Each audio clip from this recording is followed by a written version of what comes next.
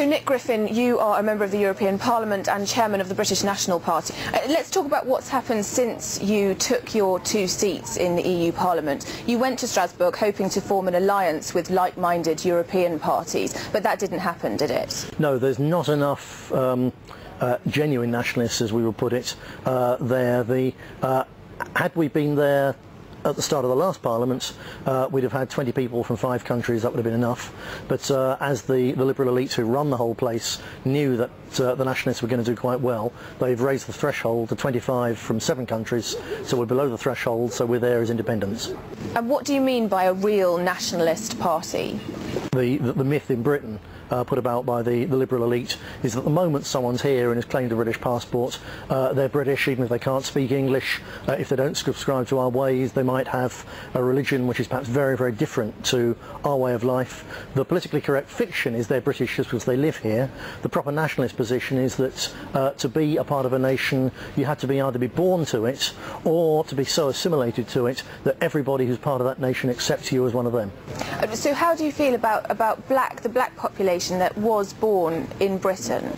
We've got no issue at all with black people who've been born here, as long as people are part of our society, they pay their way, they work and so on, they obey our ways and don't want to change our country into something different, then we've got no issue with them. We do believe, as most of the population do, that Britain is full and it's time to shut the door, but law-abiding members of ethnic minorities who are legitimately here, we regard as part of our society.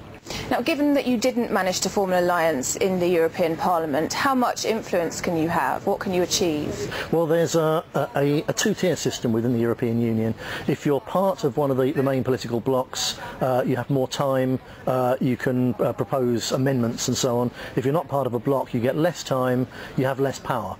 So really what we can mainly do, we're there as an oversight group. Almost all the other politicians there believe in the European Union project. Therefore, they look at everything through rose-tinted spectacles. We're there eyes wide open, and basically we're there, I think, to raise the alarm when measures are being pushed through which will further diminish the sovereignty of the independent nations of Europe. I understand that, among other things, you're promoting better ties with Russia. What's the thinking behind that? Well, certainly I put my, each MEP is attached to, in effect, a foreign delegation. I put my name down as first choice Belarus, because not that many people want to do that. Second choice Russia, because I believe very strongly that the pressure that's coming from the liberal elite in the West, the United States in particular, but Britain as well, to somehow regard Russia as hostile or a problem or something we have to confront is thoroughly ill-conceived. You know, the Cold War is over and it's finished.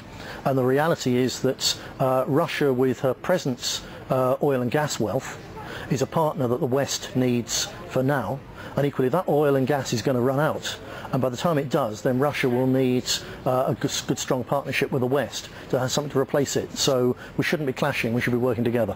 What are the BNP's actual policies? Our manifesto at the last election was longer than that of any of the other parties. The immigration issue, for which we're most known, namely saying the country's full, shut the doors, was about 10% of our total manifesto. So we've got a wide-ranging set of policies. I suppose perhaps the most important ones at present are that we believe that the bailing out of the banks with taxpayers' money is fundamentally corrupt. Failed banks, which had failed because of their own stupidity or greed, should have been let to go to the wall, and we should be working to rebuild productive industry and not the parasitic banking system. We're opposed completely to Britain's involvement in foreign wars that don't have something to do with British interest, so we'd immediately withdraw our troops from Iraq and from Afghanistan, and we believe that the government has got a duty to so order the economy of this country that it's for the benefit of ordinary people and not for a handful of super rich speculators or global companies, which is what's done at the moment. And what, in your view, are the major differences between the BNP and organisations like the National Front and the English Defence League? Well, we're a serious political party.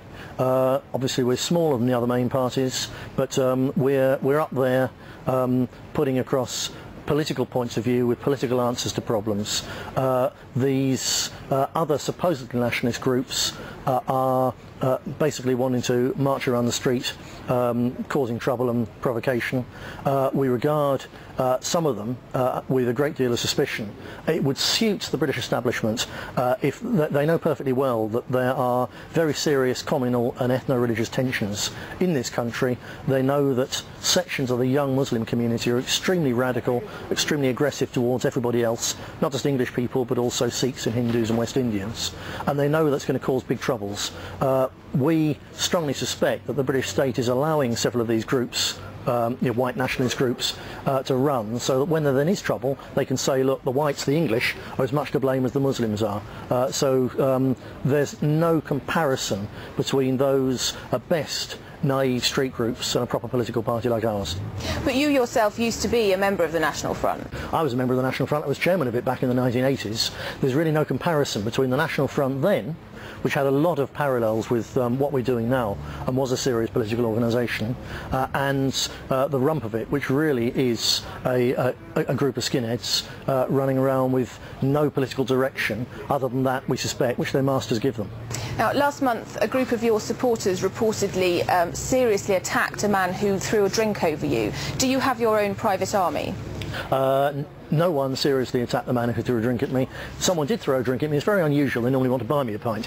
This one wanted to throw a pint over me and then to hit me with a glass, which is not a good thing. He was restrained by two colleagues of mine who are actually regional officers, not security staff. Both of them, as a matter of fact, are disabled. I think he got a slightly damaged nose when they pushed him against the wall, pulling him away from me. But really that was up to him. That was his decision to go for me with a glass. We have security, which is an entirely legitimate thing in this country. They're not organised in any way to use force for political measures, which is illegal and we wouldn't do. We would rather not have security. We're forced to because there are significant groups of people out there, mainly organised by the Labour Party, but also approved of by the Conservative Party. David Cameron is signed up to the United Against Fascism group as well, and they are determined to use violence against us. So we are entitled under British law to use the minimum amount of force needed for self-defence, and that we will do reluctantly if we're forced to defend ourselves. You say your popularity has risen, although that's actually not roundly accepted by everybody. What do you attribute that to? We certainly have grown in support. We were the only really main party whose vote went up in these last European elections in terms of the actual numbers cast and the percentage. And there's a huge amount of extra loose support which hasn't quite coalesced.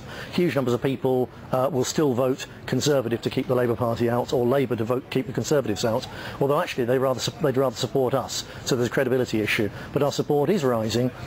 It's partly the example that we've given. Our councillors in many areas are very effective councillors, people know that.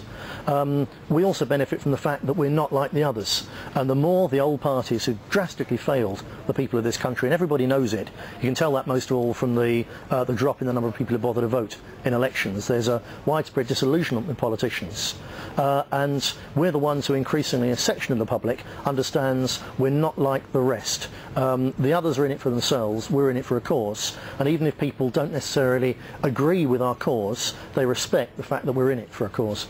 The most important thing we have to do is to build a grassroots support base actually active in the community.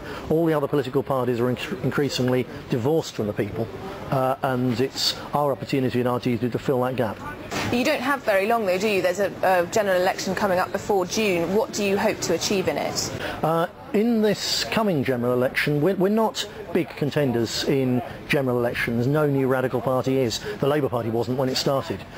It's local elections and by-elections rather than the big ones.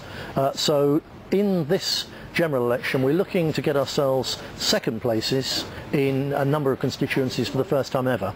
We've always just missed this in parliamentary elections. Once you're in second place in a general election, then you're at the point that if the governing party's MP dies or resigns, having been caught with some kind of scandal, then you're likely to take the seat at a by-election, and that's our real target. It's been said Britain is broken. Are you the man to fix it? Britain isn't broken, it's been broken by the old political elites. This party, or something very like it, is the only thing that can possibly fix it. It's been broken by internationalism, by globalism. You can't put it right by having more internationalism, more globalism. You have to have a nationalist answer, and we're developing in the right way. We're not ready yet, but potentially we can be.